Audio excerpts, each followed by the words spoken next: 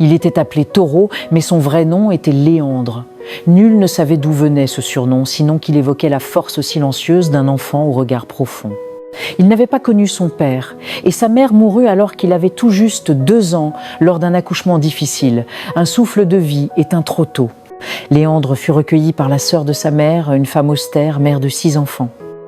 La maison était étroite, le riz rare et l'amour conditionnel. Léandre portait les habits usés des autres, dormait sur un tapis de raffia au sol et mangeait souvent les restes. Il était rabaissé, puni pour des fautes qu'il ne comprenait pas, mais jamais il ne perdit son sourire. Sa reconnaissance envers cette famille était grande, presque sacrée. Il appelait sa tante « maman », même quand elle l'humiliait. Son cœur d'enfant ne connaissait que la gratitude. Léandre était intelligent, curieux, toujours premier en classe. Mais à 13 ans, on mit brutalement fin à ses études. « Tu dois aider au champ. L'école, c'est pour les nôtres. » Il pleura.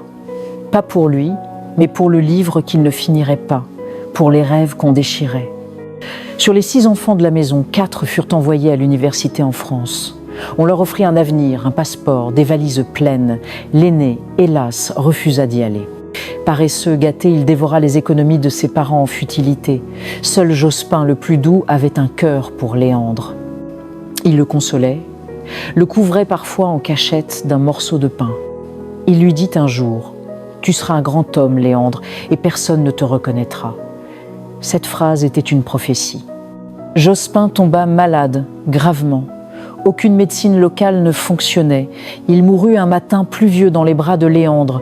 Ce dernier hurla un cri si profond qu'il glaça la maison. Jospin était le seul à l'aimer.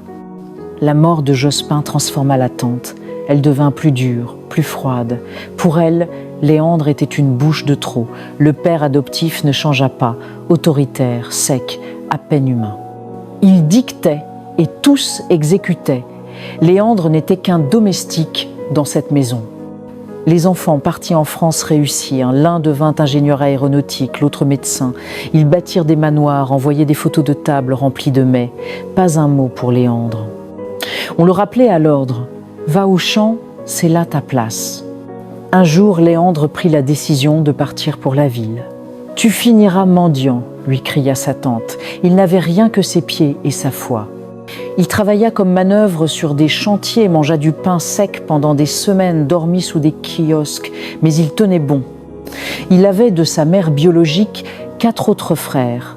L'un réussit une aventure jusqu'aux États-Unis, épousa une Américaine, vécut dans l'opulence. Mais il n'a jamais tendu la main à son petit frère. Les autres eurent une éducation, un métier, mais personne ne se retourna vers Taureau. Léandre était seul, oublié. Puis, un jour, une femme croisa son chemin. Elle voyait en lui autre chose qu'un vagabond. Elle lui offrit de quoi suivre une formation en plomberie. C'était une chance minuscule, mais réelle. Léandre travailla dur, étudia avec acharnement, obtint son diplôme. Son premier contrat arriva, puis un autre. On appréciait sa minutie, sa ponctualité.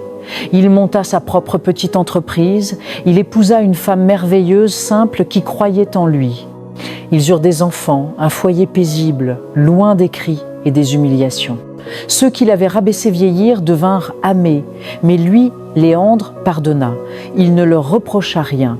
Il savait que le mal naît souvent de la peur et de l'ignorance. L'histoire de Léandre, dit Taureau, est une claque douce mais puissante à ceux qui accueillent des orphelins sans amour. Elle rappelle que chaque enfant est un monde, un destin à protéger. Qu'aimer un orphelin, c'est semer un arbre dont on ne mangera peu, être pas les fruits, mais qui donnera de l'ombre au monde. Et surtout, elle enseigne que la roue tourne et que celui qui sème la bonté récolte la grandeur. Pour les âmes nobles, aimer sans attendre, partager sans compter, élever sans briser,